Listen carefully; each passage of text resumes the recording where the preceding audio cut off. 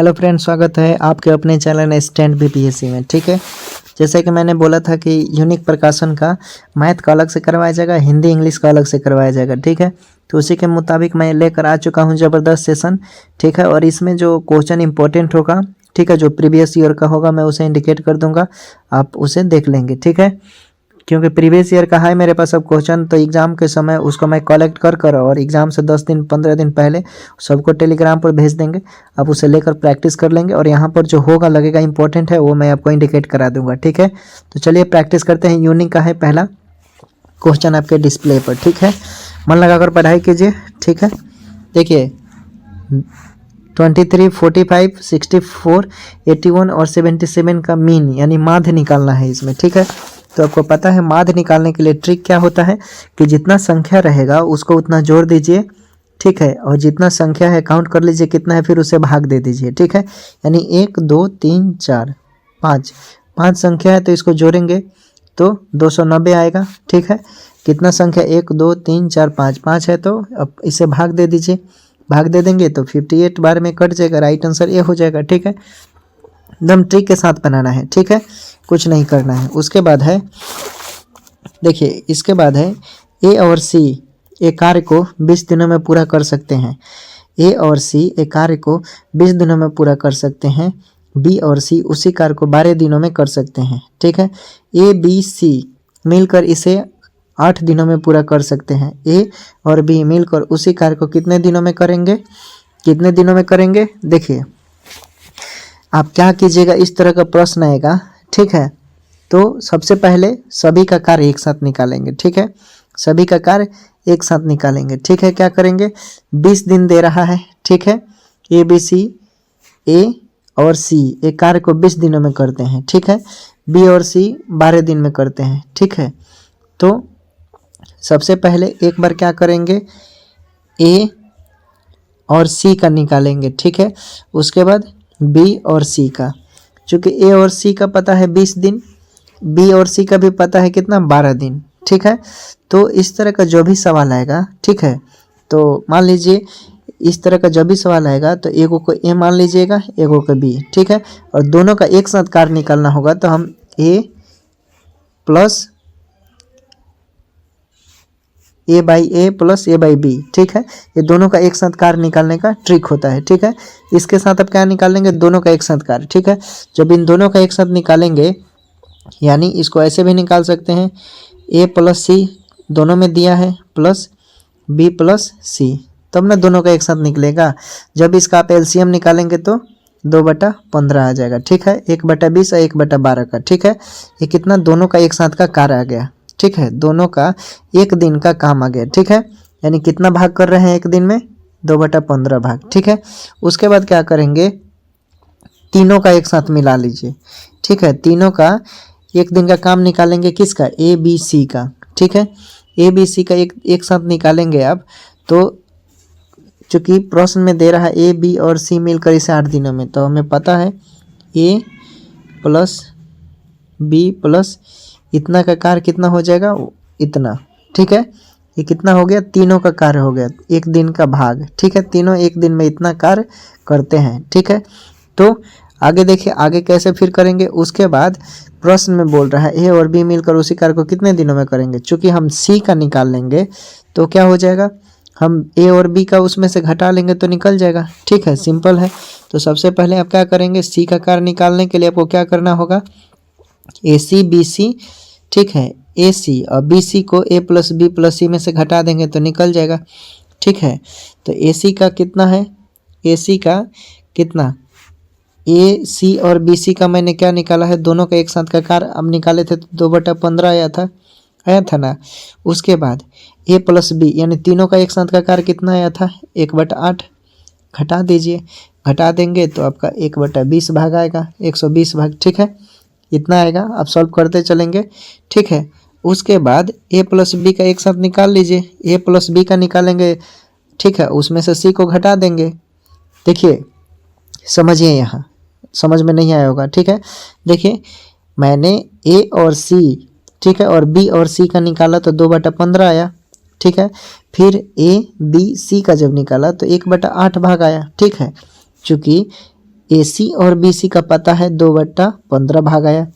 ABC का इतना, तो जब हम तीनों में से इसको घटा लेंगे तो C का निकल जाएगा ना, समझ गए। तो वही मैंने किया है, 1/20 आ गया। ठीक है, उसके बाद आप क्या कीजिए, C का बोल रहा है।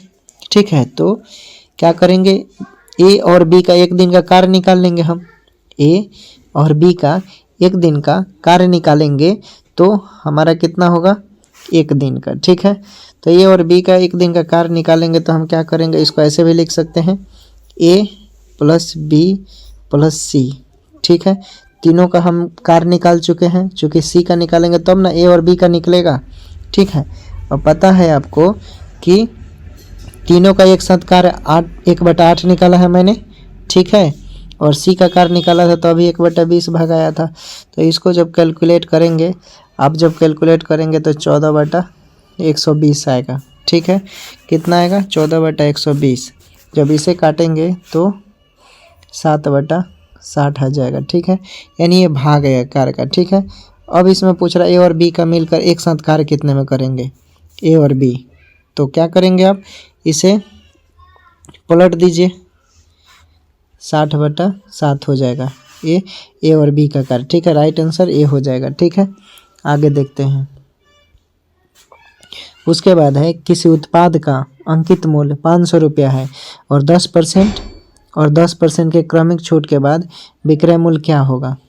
ठीक है, देखिए, तो आपको बताया था मैंने कि विक्रय मूल्य निकालने का ट्रिक क्या होता है, जितना क्रय मूल्य दिया रहेगा उसको लिख लीजिए, क्रय मूल्य गुने, अगर लाभ दिया है तो 100 ऊपर में जोड़ कर लिखेंगे।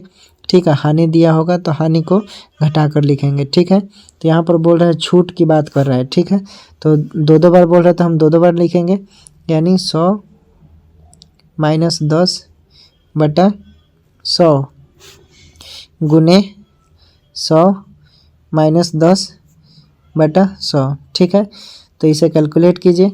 इसे जब कैलकुलेट करेंगे तो 500 गुने 90/100 गुने 90/100। ठीक है, इसे कैलकुलेट कीजिए। इसे जब आप कैलकुलेट करेंगे तो आपका मान आ जाएगा 405 रुपया। ठीक है, यानी बी राइट आंसर आ जाएगा। ठीक है, आगे देखते हैं। आगे देखिए, दो संख्याओं का अनुपात 4:5 है और उनके घनों का योग 1512 है। उनके अंतर का वर्ग क्या होगा, उनके अंतर का वर्ग क्या होगा। देखिए, इसके अंतर के वर्ग की बात करें तो क्या होना चाहिए, चूँकि अगर अनुपात में कोई चीज़ दिया रहता है तो सबसे पहले आप x लगाकर मान लेंगे, 4x और 5x हो जाएगा। ठीक है, आपको पता है कि बोल रहा है इसका योग दे दिया है, घनों का योग। ठीक है, तो घन मतलब क्यूब बोलते हैं, यानी 4x + 5x = 1512 दिया है। ठीक है, योग पूछ रहा है तो योग में क्यूब होता है। ठीक है, क्यूब होता है। अब इसे आप सॉल्व कर लेंगे आसानी से, तो आपका x³ का मान आपका आ जाएगा 8। ठीक है, तो x का मान इधर जाएगा रूट के अंदर तो √8 होगा, यानी 2 आ जाएगा x का मान। ठीक है, अब x का मान 4x है तो 4 दूना 8 और 5x है तो 5 दूना 10, यानी 8 10 आंसर आएगा। ठीक है, 8 10 आ गया ये। ठीक है, उसके बाद उनके अंतर का योग, तो ये कितना, एगो का या 10 एगो का 8, यानी 10 - 8 = 2। ठीक है, तो राइट आंसर डी हो जाएगा। ठीक है, उसके बाद देखिए, A और B एक कार्य को क्रमशः 8 और 16 दिनों में पूरा कर सकते हैं। यदि वे 3 दिनों तक इसी कार्य को एक साथ करते हैं तो कार्य का कितना भाग बचा, कितना भाग बचा, ये इम्पोर्टेंट नहीं है। ठीक है, इसे रहने दीजिए, जो इम्पोर्टेंट होगा उसे ही हम करेंगे। क्या फ़ायदा है इतना करने का, प्रैक्टिस आप खुद से भी कर सकते हैं। ठीक है, हमें यहाँ पर सिर्फ गाइडलाइन करना है। तो देखिए 56 नंबर, 56 नंबर ठीक है, पूछा हुआ क्वेश्चन है, ये राजस्थान में क्वेश्चन पूछा हुआ है। ठीक है, इम्पोर्टेंट है। देखिए, क्रिकेट खेल के पहले 20 ओवरों में औसत रन 5.50 था। 290 रन के लक्ष्य को प्राप्त करने के लिए शेष 30 ओवरों में आवश्यक औसत रन क्या होना चाहिए। ठीक है, तो आपको पता है कि 20 ओवर में कितना ये लोग खेला है, लोग 5.5 और 20 से गुना कर देंगे तो हमारा निकल जाएगा। ठीक है, 20 ओवर का रन निकालिए आप, 5.50 गुने 20, करेंगे तो आपका 110 आ जाएगा। ठीक है, कितना रन मारा लोग? 110 रन। चूँकि पूछ रहा है कि अंतिम 30 ओवरों में कितना रन बना। ठीक है, तो आपको क्या करेंगे, अंतिम 30 ओवरों में यहाँ पर दिया है 290 रन लक्ष्य को प्राप्त करता है। ठीक है, 30 ओवर में जो पहले वाली टीम है 290 बना चुका है। ठीक है, आपने 20 ओवर में 110 बना दिया है, तो 290 माइनस 110 करिएगा, 110 290 माइनस 110 कीजिएगा तो कितना आएगा? 180 आ जाएगा। ठीक है, यानी बाकी के 10 ओवरों में आपको कितना रन बनाना है? 180 रन। ठीक है, तो इसलिए 30 ओवर के साथ लेकर चलेंगे तो 180 बटा 30, 3 छक 18, यानी 6 रन का औसत होगा। ठीक है, यानी एक ओवर में आप 6 रन मारते हैं तो आप मैच जीत सकते हैं। ठीक है, तो राइट आंसर डी हो जाएगा। ठीक है, आगे देखिए, इस तरह का क्वेश्चन एगो आएगा। ठीक है, ये 57 नंबर है। प्रत्येक एग्जाम में जो चपरासी वाला है उसमें प्रत्येक सेट में ऐसा मिलेगा, चाहे प्रीवियस ईयर का हो चाहे मॉडल सेट हो, ये क्वेश्चन मिलेगा। तो जान नहीं है, ठीक है, आप लोग सॉल्व कर लीजिए, सॉल्व कीजिए, कितना कमेंट कीजिए कितना आंसर आएगा। देखिए, इसका आंसर की बात करें तो सबसे पहले भाग की क्रिया करते हैं, उसके बाद गुना, उसके बाद जोड़ घटाओ। ठीक है, सिंपल है। तो यहाँ पर भाग दीजिएगा तो 2 होगा, 36 18, 18 2 20, 20 माइनस 7 यानी 13। तो राइट आंसर डी हो जाएगा। कुछ नहीं है, मुंह से भी ऐसे बता देंगे आप लोग। हाँ, ये ठीक है। ये क्वेश्चन ये हाई सिलेबस में पढ़ना है, चपरासी में इम्पोर्टेंट है, देख लीजिए, इसे करवा देते हैं। देखिए, एक खोखले लोहे का पाइप 10 सेंटीमीटर लंबा है और इसके बाहरी व्यास 8 सेंटीमीटर है। यदि पाइप की मोटाई 2 सेंटीमीटर है और लोहे का भार 8.5 ग्राम पर सेंटीमीटर क्यूब है, तो पाइप का भार निम्न में से किसके निकटतम है? किसके निकटतम होगा? तो देखिए, आपको पता है हाइट आपका दे दिया है प्रश्न में, एज का मान दिया है 10 सेंटीमीटर। ठीक है, बोल रहा है 10 सेंटीमीटर लंबा है, तो लंबा है तो जाहिर सी बात है हाइट होगा वो। ठीक है, हाइट होगा, यानी एज का मान 10 सेंटीमीटर होगा। इसकी बाहरी व्यास की बात करें तो यानी त्रिज्या हो गया आर, इस ठीक है, कितना हो गया? 18 सेंटीमीटर। ठीक है, तो आपको पता है कि सेंटीमीटर है, तो बाहरी व्यास के लिए जब भी बाहरी व्यास होगा तो आंतरिक हमें निकालने के लिए क्या करना पड़ेगा? 2 से भाग देना पड़ेगा, आधा कर देंगे उसको, आधा वही 2 से भाग दीजिए, आधा कीजिए, वही सिंपल जैसे भी कर सकते हैं आप। ठीक है, तो बड़े आर यानी बाहरी व्यास 18 दिया है। ठीक है, जब इसे काटेंगे यानी आधा करेंगे तो 9 आ जाएगा। ठीक है, उसके बाद आंतरिक त्रिज्या निकालिए। आंतरिक त्रिज्या बोल रहा है यदि पाइप की मोटाई 2 सेंटीमीटर। ठीक है, तो 9 माइनस 2 कर दीजिएगा तो ये आंतरिक त्रिज्या आ गया। ठीक है, आंतरिक त्रिज्या आ गया आपका 9 माइनस 2 यानी कितना? 7। ठीक है, 7 आ गया, चूँकि बाहरी त्रिज्या 9, आंतरिक त्रिज्या 7। ठीक है, अब क्या करेंगे? बस फार्मूला के अनुसार बैठा दीजिए। और इस तरह के सवाल के लिए फार्मूला, यानी देखिए, बाहरी त्रिज्या आंतरिक त्रिज्या दिया रहेगा तो आयतन का फार्मूला आपका ऐसे होता है, pi into R square minus small R square into H, या इसको ऐसे भी लिख सकते हैं, pi R square H minus pi small R square H, ऐसे भी लिख सकते हैं। आपको जो अच्छा लगे आप उसमें प्रयोग कीजिए, मैंने एथी ले लिया है वो। ठीक है, तो हो जाएगा ऐसे।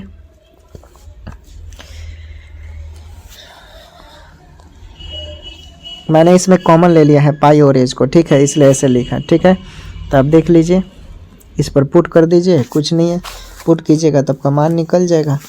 ठीक है, निकल जाएगा मान इस तरह, तो इस तरह राइट आंसर सी आएगा। ठीक है, आगे देखिए, आगे देखते हैं क्या दिया है। इस तरह का क्वेश्चन पूछेगा। ठीक है, इसका प्रैक्टिस आप कर लेंगे। साधारण ब्याज पर कोई राशि 4 वर्षों में 400 रुपया और 500 वर्षों में 420 रुपया होती है। 4 वर्षों में इतना, 5 वर्षों में, यानी कितना हो जाएगा? 4 से 5 वर्षों का समय कितना हो रहा है? 1 वर्ष। ठीक है, 1 वर्ष का घटा लेंगे 420 में से 400, यानी कितना आएगा? 1 वर्ष का ब्याज आपका, 1 वर्ष का ब्याज कितना आ जाएगा? 20 रुपया। ठीक है, 20 रुपया गया तो 4 वर्ष का कितना हो जाएगा? 80 रुपया हो जाएगा। ठीक है, तो आपको मूलधन निकालने के लिए क्या होता है, यानी मूलधन यानी निकालिएगा तो 400 माइनस 80 हो जाएगा। ठीक है, यानी 320 रुपया आ गया। क्या आ गया? यानी आपका ये आ गया मूलधन। ठीक है, तो ऑप्शन में डी नंबर में है, सही है। ठीक है, आगे देखिए, एक बल्लेबाज ने 120 रन बनाए जिसमें 15 चौके और 2 छक्के शामिल थे। विकेटों के बीच दौड़कर उसने कितने प्रतिशत रन बनाए हैं, कितने प्रतिशत रन बनाए हैं?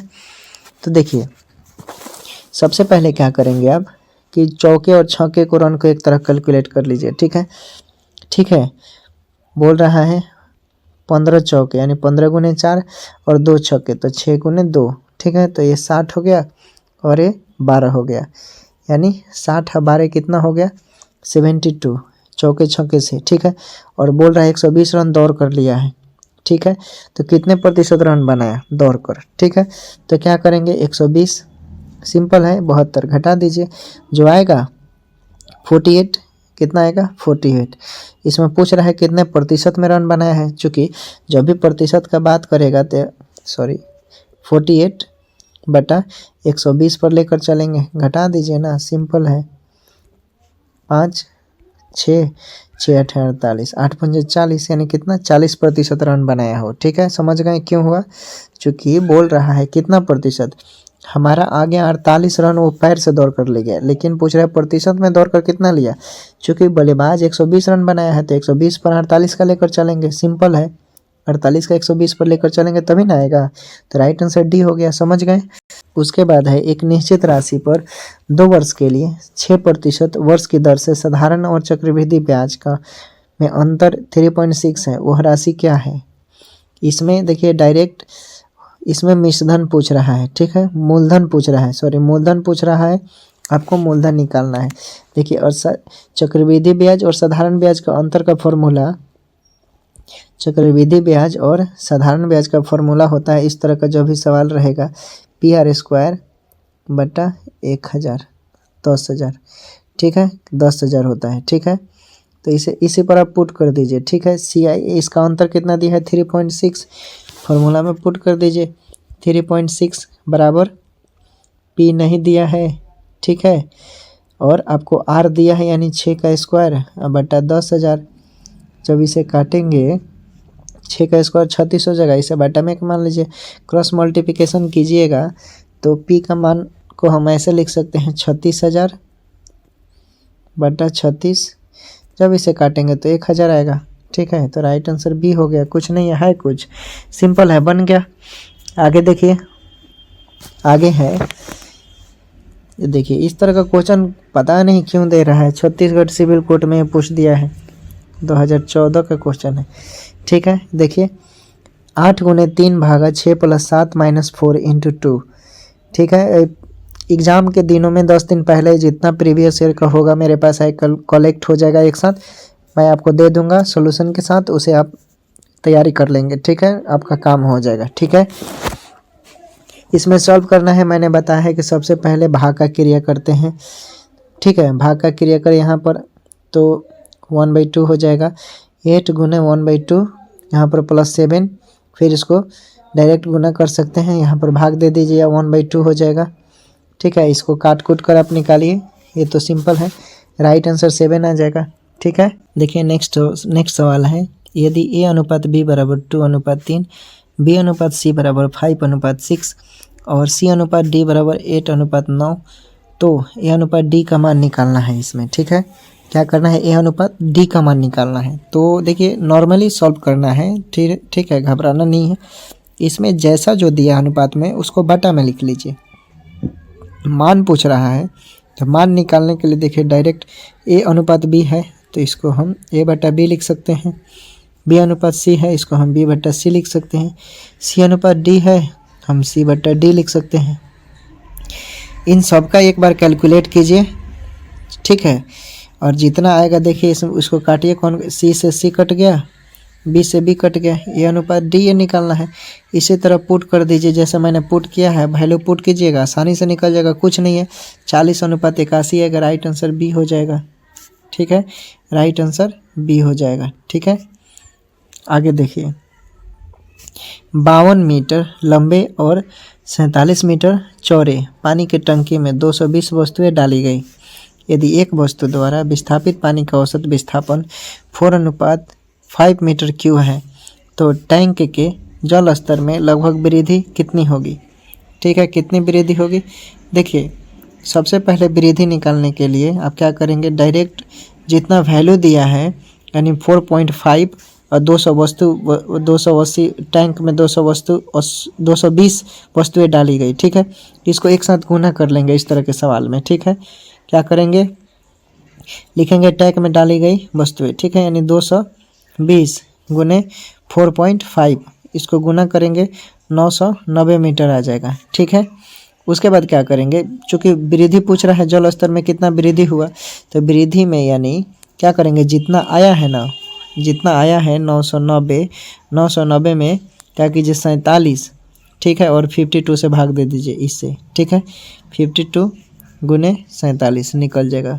एग्जाम में किसी भी तरह जैसे भी आंसर है सिर्फ आंसर से मतलब होता है। ठीक है, ऑब्जेक्टिव फॉर्म में आंसर से, बीपीएससी यूपीएससी का एग्जाम नहीं है कि सॉल्यूशन कर कर ही लिखना है आंसर। आंसर किसी भी तरह आना चाहिए बस, आप जो भी बना रहे हैं जैसे भी बना रहे हैं बस आंसर मंगा दीजिए, काम सही है। ठीक है, ये रिजल्ट से मतलब है, विद्वान नहीं बनना है। 40,000 रुपये में एक स्कूटर खरीदता है और मरम्मत पर 5,000 रुपये खर्च करता है, वह इसे 54,000 रुपये में बेच देता है, उसका लाभ प्रतिशत क्या होगा। ठीक है, इसमें अब लाभ प्रतिशत पूछ रहा है। ठीक है, कुल क्रय मूल्य निकाल लीजिएगा इस तरह के सवाल में। ठीक है, कुल क्रय मूल्य को सीपी से इंडिकेट करते हैं। 40,000 और 5,000 कितना हो जाएगा, 45,000 क्रय मूल्य हो गया। ठीक है, 45,000। अब विक्रय मूल्य दिया है, बेच देता है 54,000, यानी एसपी 54,000। ठीक है, एसपी 54,000। तो आपको पता चल गया कि 54,000 बेचता है जो ज़्यादा हो रहा है, यानी लाभ। ठीक है, यानी लाभ क्या हो जाएगा, 54,000 में से 45,000। ठीक है, यानी लाभ आपका लाभ कितना हो जाएगा, 9,000। ठीक है, 9,000 हो जाएगा। ठीक है, तो इसी तरह लाभ प्रतिशत कितना होगा, इसी तरह लाभ प्रतिशत यानी लाभ प्रतिशत हो या हानि हम हमेशा क्रय मूल्य पर निकालते हैं। तो 9,000 बटा 45,000 गुने 100, 2 जीरो से 2 जीरो, 1 जीरो से 1 जीरो और 45 दूना 90। ठीक है, कितना आ गया 2, यानी 45 दूना 20%। ठीक है, तो राइट आंसर क्या हो जाएगा, डी 20%, कुछ नहीं है। ठीक है, समझ गए। उसके बाद देखिए इसमें क्या करना है, इसमें आपको बोल रहा है तो बी के पास कितनी राशि होगी। ए और बी के पास कुल राशि 1800 रुपया है। ठीक है, कितना है 1800 रुपया। यदि ए की राशि का 4.3 बी की राशि के 2:3 के बराबर है तो बी के पास कितनी राशि होगी, बी के पास राशि पूछ रहा है। ठीक है, अब इस तरह का जब भी सवाल आएगा, ठीक है, तो क्या करेंगे, जितना दिया रहेगा, ठीक है, राशि दिया रहेगा उसका क्या करेंगे, बारी बारी से अल्टरनेट कर कर आप राशि निकाल लेंगे। ठीक है, जैसे मान लीजिए ए का राशि दिया है, ए का राशि दिया है, ए का मतलब गुना हुआ, यानी ए गुने 4/3 हुआ।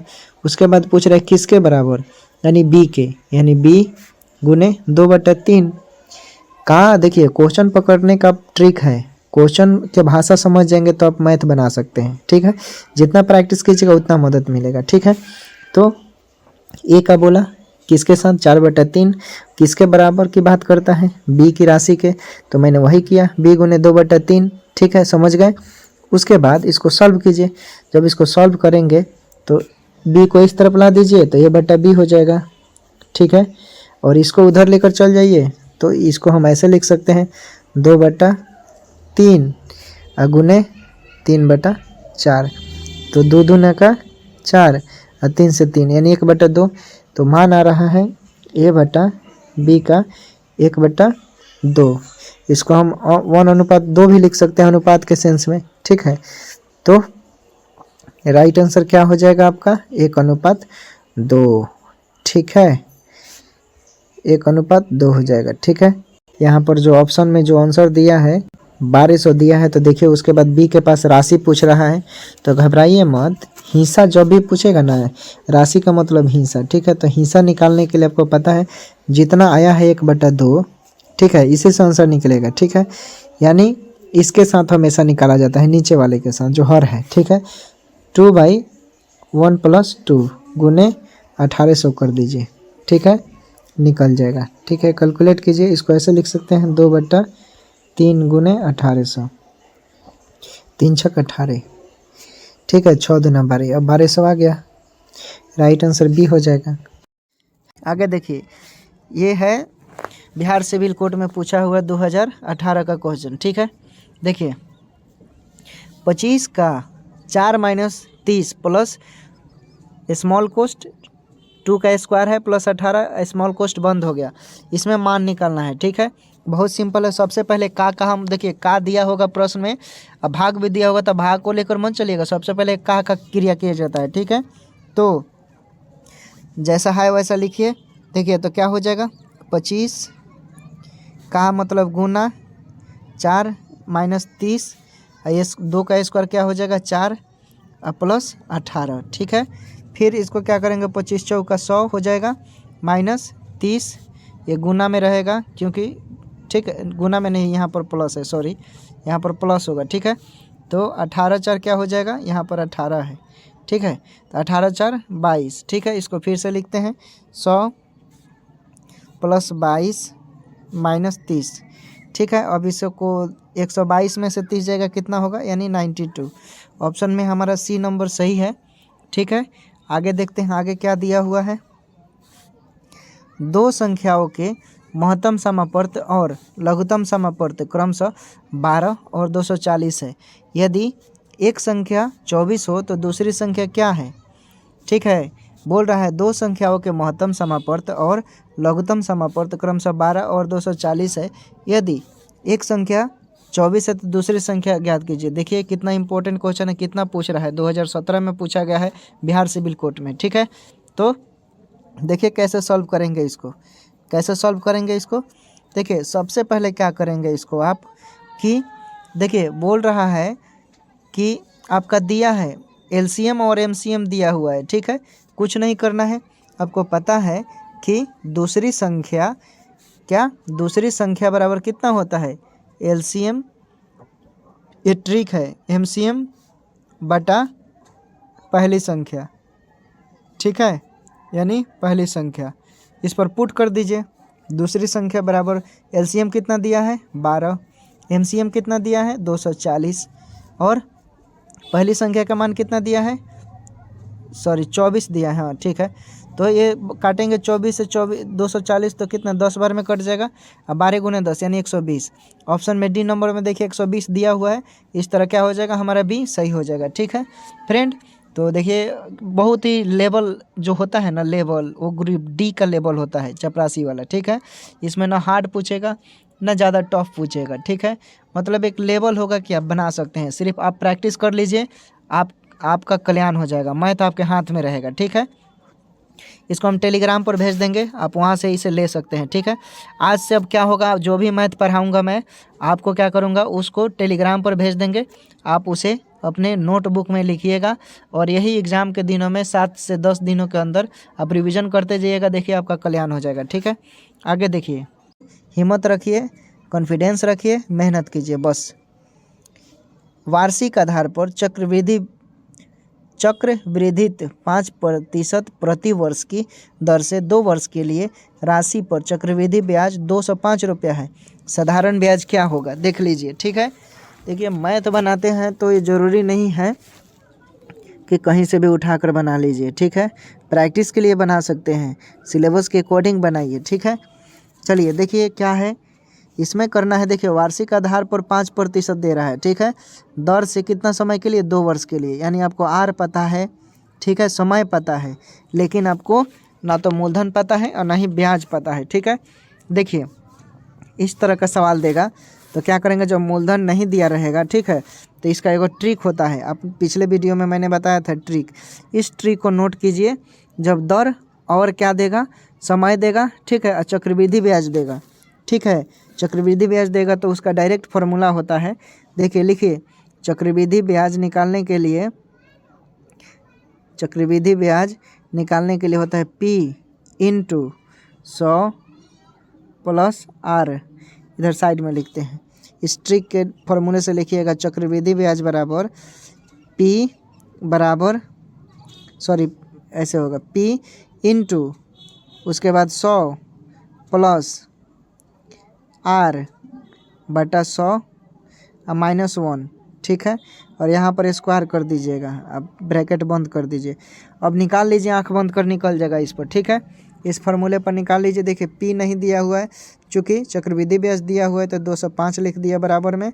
पी नहीं दिया हुआ है, पी हमें ज्ञात करना है तो यहाँ पर पी कर दिया, फार्मूले में 100 था 100 कर दिया, प्लस में आर है फार्मूले में तो आर कर दिया, बटा में 100 है 100 कर दिया, स्क्वायर था स्क्वायर कर दिया, -1 है 1 कर दिया, ठीक है। सॉल्व कीजिए इसको। जब सॉल्व करेंगे तो कितना आएगा, 205 बराबर P इंटू 100, आर का मान कितना था 5 लिख दिया और 100 हो गया हमारा। उसके बाद स्क्वायर है, ठीक है, -1 है 1 कर दिया, ठीक है। जितना समय रहता है ना, क्योंकि 2 वर्ष था तो मैंने स्क्वायर यहाँ पर 2 वर्ष लिखा, ठीक है। ये स्क्वायर नहीं होता है, यहाँ समय है ये, ठीक है। इस चीज़ को इंडिकेट कीजिएगा। जो 2 लिखे हैं पावर में क्या है, यहाँ पर प्रश्न में 2 वर्ष दिया है इसलिए यहाँ पर मैंने 2 लिखा, ठीक है। अब इसको सॉल्व कीजिए। जब सॉल्व करेंगे तो यानी क्या हो जाएगा, 205 बराबर P इंटू 105 बटा 100 स्क्वायर -1, ठीक है। इसे नोट कर लीजिए, आप नोट कीजिए जल्दी जल्दी, ठीक है। आगे इसको सॉल्व करते हैं। देखिए अब इसको हम ऐसे लिखेंगे, यानी 205 बराबर कितना हो जाएगा, P रहने दीजिए, या 105 आया, ठीक है। तो क्या करेंगे, 105 और 100 था, ठीक है। तो यहाँ पर ऐसे रहने दिए 105 बटा 100, ठीक है। स्क्वायर है तो स्क्वायर रहने दीजिए -1। अब इसका एलसीएम ले लीजिए, ठीक है। इसका जब एलसीएम लेंगे तो देखिए कितना आएगा, P बराबर में 205 है तो 205 लिख दीजिए, इंटू कितना हो जाएगा, तो एलसीएम डायरेक्ट निकलेंगे तो देखिए कितना हो जाएगा आपका, 105 का स्क्वायर पहले करना पड़ेगा, ठीक है। यानी हम इसको ऐसे भी लिख सकते हैं कि कितना हो जाएगा हमारा, इसको ऐसे लिखेंगे, तोड़ दीजिए, ठीक है। यानी तोड़ेंगे आप तो 105, इसको काट देते हैं यहाँ पर, ठीक है। इसको काट दीजिए, आसान हो जाएगा, कितना हो जाएगा 21 और ये हो जाएगा कितना 20।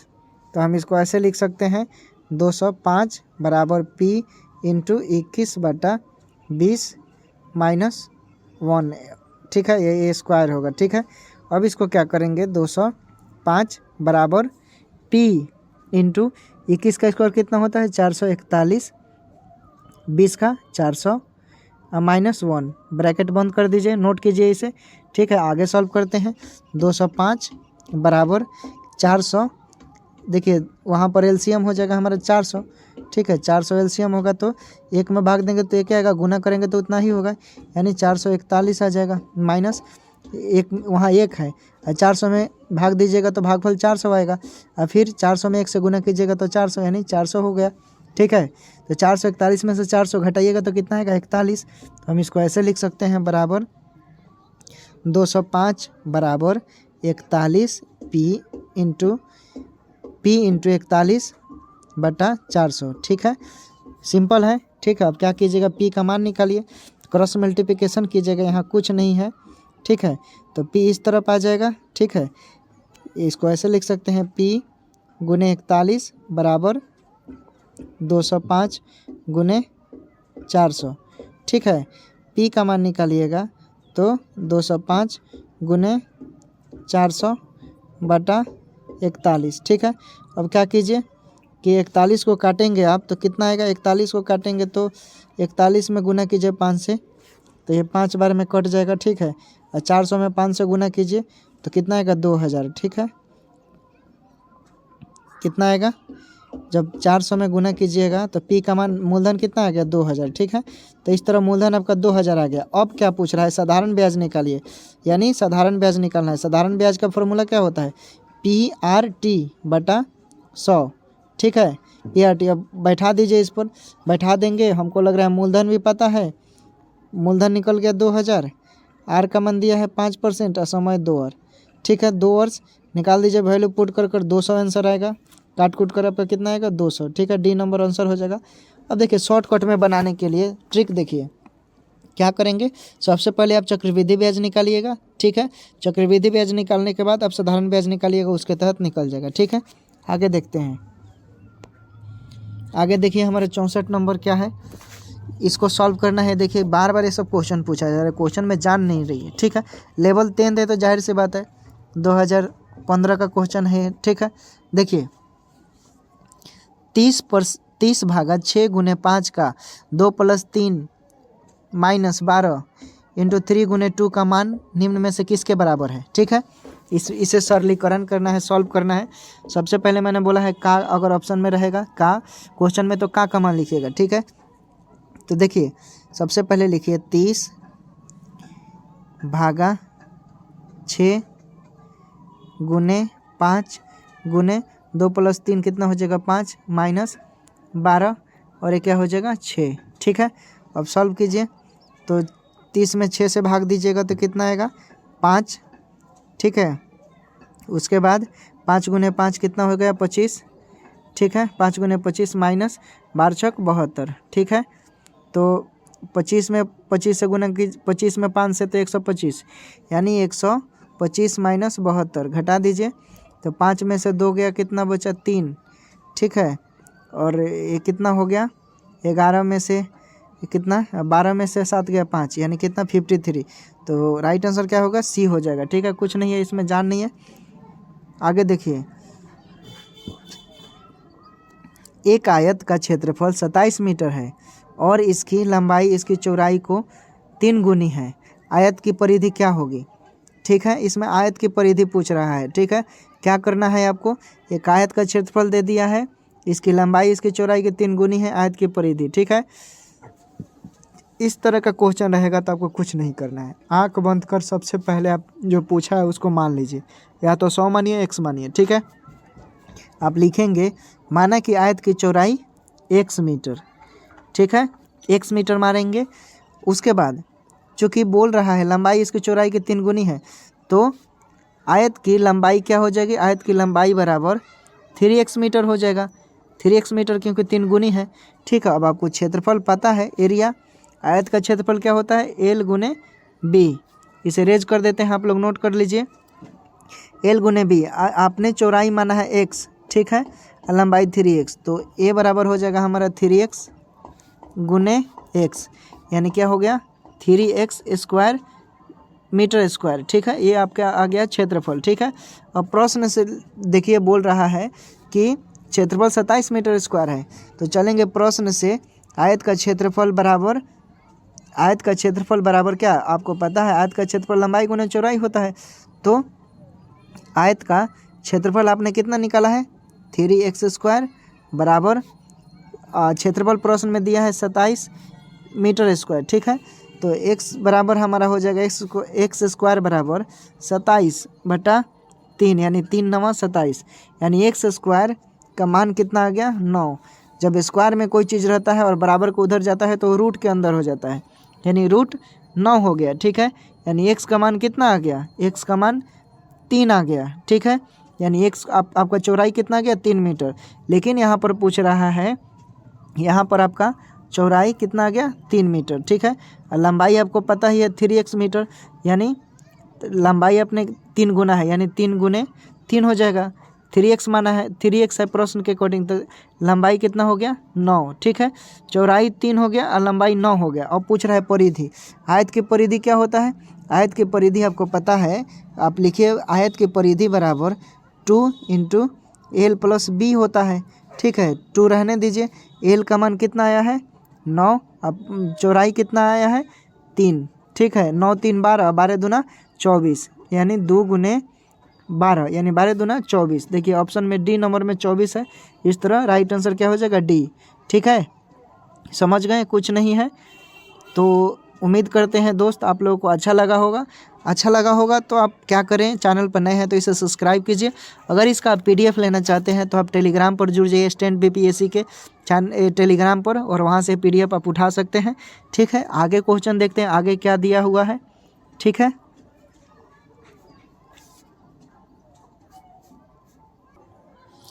देखिए फ्रेंड आगे का क्वेश्चन देखते हैं। देखिए 60 लीटर के एक मिश्रण में दूध और पानी का अनुपात 2:3 है। तो मिश्रण में पानी की मात्रा कितनी होगी।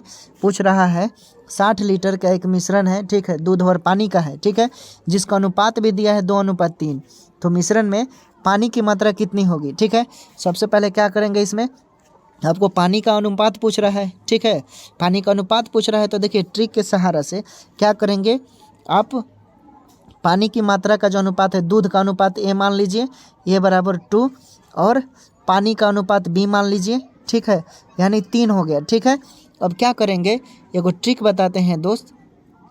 और 60 लीटर का मिश्रण है, ठीक है, तो क्या है 60 लीटर का मिश्रण, तो कुल लिखिए, कुल मिश्रण यहाँ पर लिखेंगे इसके नीचे, कुल मिश्रण बराबर कितना दिया है 60, ठीक है।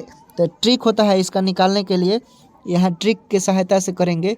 देखिए बता देते हैं, B बटा देखिए यहाँ पर पूछ रहा है पानी में दूध का, यानी ठीक है B बटा, इसका ट्रिक होता है B बटा A प्लस B गुने कुल मिश्रण, ठीक है, कुल मिश्रण। अब इस पर आपको क्या करना है, बैठा देना है, ठीक है। तो हम देखिए फार्मूला थोड़ा अच्छा से लिख देते हैं ताकि आपको सहूलियत मिलेगा। देखिए इसका ट्रिक है, ट्रिक लिखिए ये नहीं होगा,